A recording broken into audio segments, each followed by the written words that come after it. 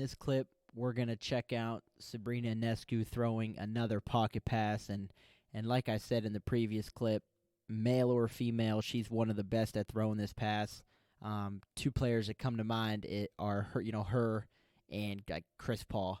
I think those two guys, Steve Nash as well, but those three players are probably some of the best at throwing this pass. Just because of, like I said in the previous clip, when you come off and you're a threat to score and an offensive threat, you really put that big defending in a really, really tough position because they don't know whether they should step up and stop the ball or stay back and kind of get caught in between. And that's what happens a lot of times when defenders are guarding Sabrina Ionescu is they get caught in between, and then instead of doing one or the other, they end up doing nothing, which is even worse. So what we're going to see is here against Utah when she was at Oregon last year. So Sabrina's going to come. First thing you should notice right now is Utah is icing or downing the ball screen. And like I said before in previous clips, this coverage is very popular for college and the NBA just because of how well guards run, the ball screen nowadays. So you have the on-ball defender not going to allow her to go to the middle. So they're going to try to force her to the sideline. And then you're going to have the big and drop coverage. And this is another small-on-small, ball screen. So Oregon does a lot of this. They did a lot of, with Ruthie and their other bigs, but they also like to do a lot of guard-on-guard ball screens. And I think that's becoming more popular, in today's game because it doesn't really matter as much as it used to.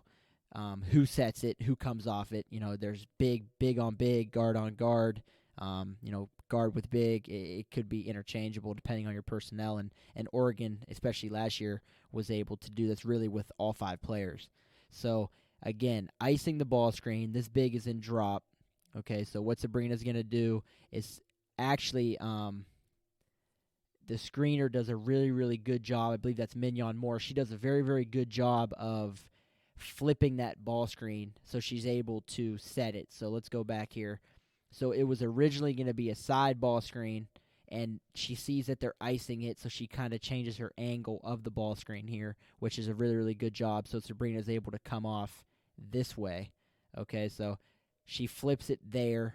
So now she's setting it more to the sideline, and this is something that, again, when defenses ice ball screens, usually they try to flip it, and so the offensive player is still able to use the ball screen because, again, when you're icing it, you're trying to get the defender to stay or the ball handler to stay out of the middle and go more towards the sideline. So Mignon Moore does a good job here of flipping the ball screen, and Sabrina comes off.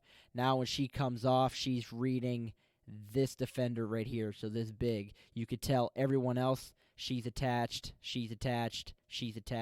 So these three players are kind of non-factors. This corner is not filled, and I know I talked about that in a couple other clips. That's very, very important to notice if that corner's filled or not. Oregon did a really, really good job last season of mixing up, filling that corner, not filling that corner. So once Mignon sets that screen, she's going to roll.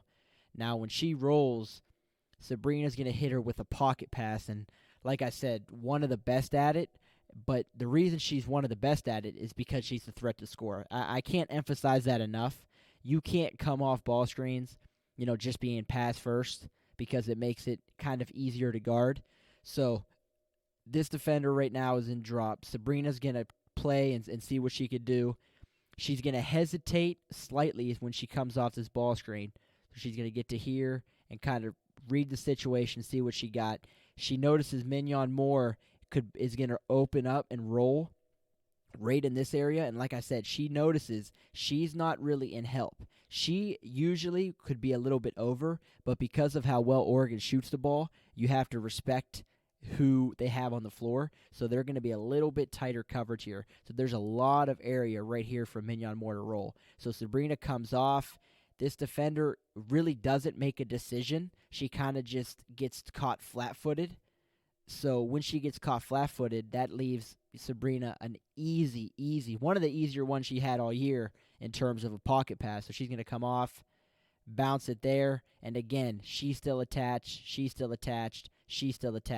and Mignon's able to catch it and lay it in right here. But like I said, I can't emphasize this enough. The reason that this is so open is because of the threats that Oregon has on the floor, right? So if they didn't have shooters, then the defense would be able to be a little bit more sagged in, and that might not be as good of a shot for Mignon Moore. But since they have shooters, they're able to do this. So let's watch it again.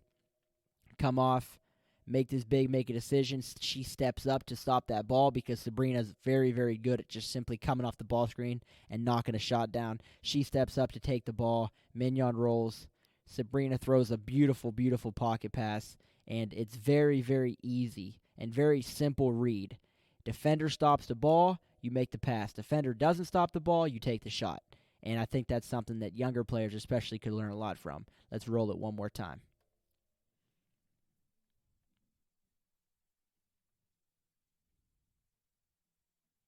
We're going to see Chris Paul do a great job of drawing two defenders to him and then hitting Lou Dort on a pop for a shot here.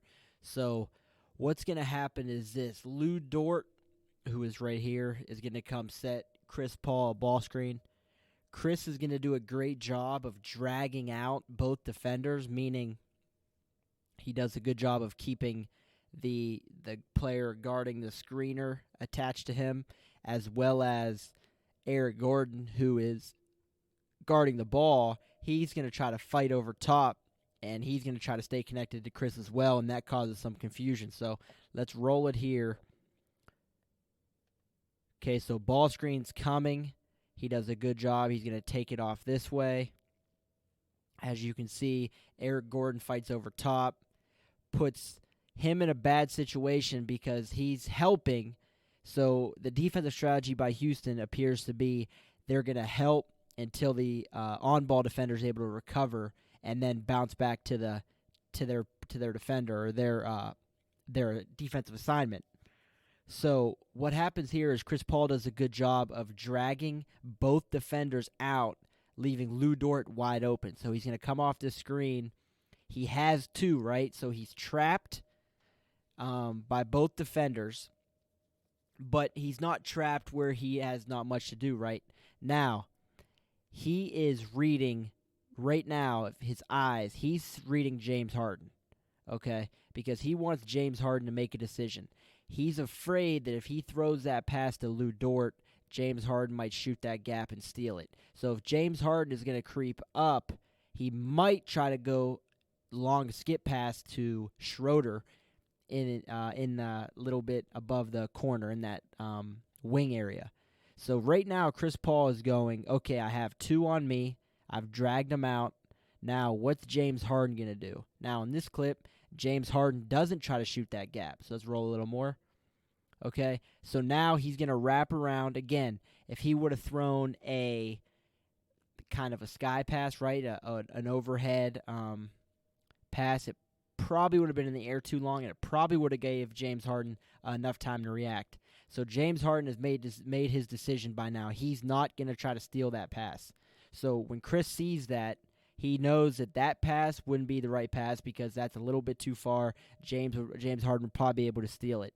Now, this pass, being able to wrap around and throw a bullet to Lou Dort, who is wide open because, again, James didn't really move at all. He stayed right around that elbow area. So that's who Chris Paul was reading in that situation. Once he was able to drag two defenders with him, he realized, okay, I have these two guys on me. Now, what would be the next play? And the next play was determined by what James Harden was doing. And that was basically not nothing, but not taking away the open shot, right? In this game, Lou Dort was making a lot of shots. So the play probably would have been to try to take away him and give up this because Schroeder's not notoriously known for three-point shooting. He doesn't do that. That leaves Lou Dort a wide open shot, right? So look at once he catches it here, that's an extremely long run for him to close out. James Harden doesn't want to close out now because that would lead to a swing pass to Schroeder, who then could attack and put P.J. Tucker in a bad situation here. So that leaves Lou Dort with a wide open shot. Let's watch it again one more time. So again, Chris Paul does a great job here of dragging it out. Dragging out the ball screen. What's James Harden doing? He's going to stay. Lou Dort wide open. Chris Paul's a maestro with the ball screen. Absolute masterclass whenever he has the ball screen.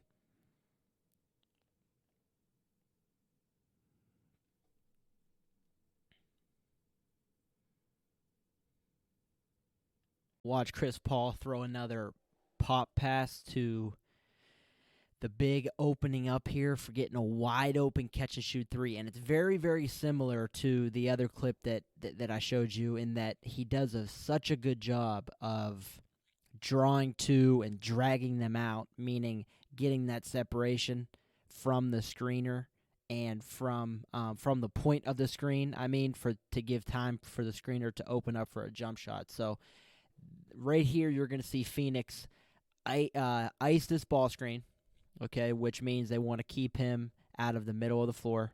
So screen comes. He's trying to force him to the sideline, not back to the middle.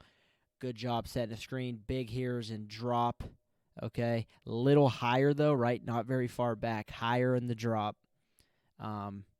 Once he comes off, you could see there's that drop coverage there. Good job fighting over the top, okay. But he does a very, very good job dragging it out. And again, what's he looking at right now? This defender right here. Because if that defender is going to go and help, that could mean he throws it to skip here. But that also means if this defender comes up and helps, and this defender tries to take that away, it could be a straight line cut on the baseline, right? So he has a lot of moving pieces here, a lot of different parts of where he could go or what could happen, right? So now he's going to come off the ball screen. He's going to drag him out. I mean, look how much separation. Again, I think this could have been a miscommunication of just, maybe the idea was to ice it. The big was going to stay till the guard recovered and then try to run back. But Chris Paul does a good job of dragging it out. He notices, again, this defender right here isn't going to help, which is going to leave this player right here wide open. Again, look how wide open he is. And so if he catches it and that defender were to come up and try to get a contest, that's a skip. If he comes up, that's a skip. That's a layup. So you guys could see how you really could get the defense moving if you run the ball screen correctly, right? But in this case, he's able to catch it, get a wide open shot, and knock it down. So again, let's see that one more time. So ice in the ball screen, coming off, dragging it out, reading him, seeing what's open, throwing it back, wide open shot, creates a long closeout, wide open shot. Beautifully done by Chris Paul. Let's watch it one more time.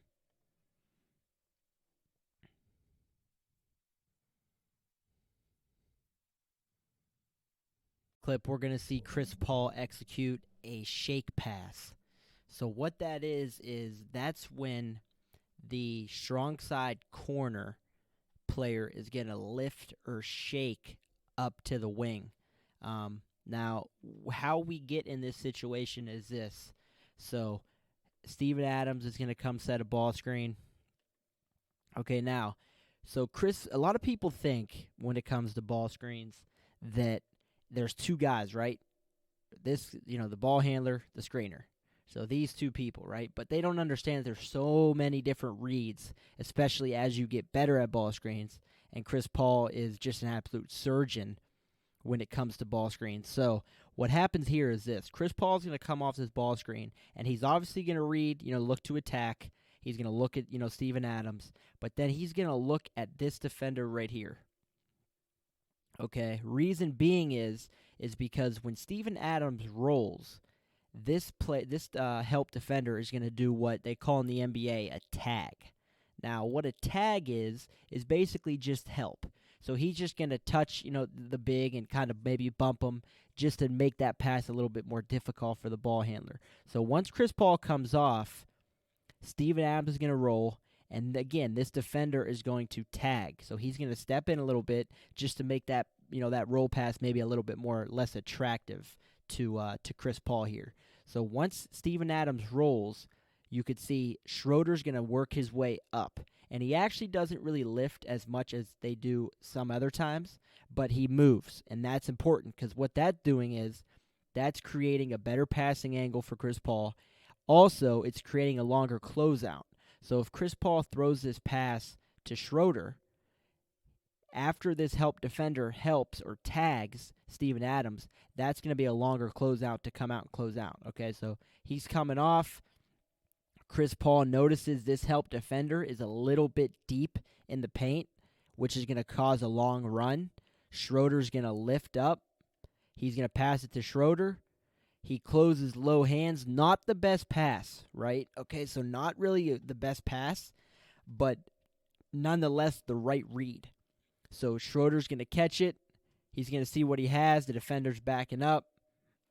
He's going to knock down the shot. So let's look at this again. So let's look where they start. Again, Schroeder is about where the playoffs logo is, right? Okay, now watch him as he slowly creeps up. He's slowly creeping up because he knows Chris Paul's coming off that side, which is going to mean he has to lift. If he stays over here, that pass can't happen because that help defender could steal it. So he's going to come here. Chris Paul notices he's a little bit deep. The roll's not there. I can't score. There's really nothing that looks good. A lot of crowded, a lot of players on this side, which makes it crowded. So he makes the right decision, throws that shake pass to Schroeder, who is able to catch it, reset, knock it down. Let's watch it one more time. Full speed.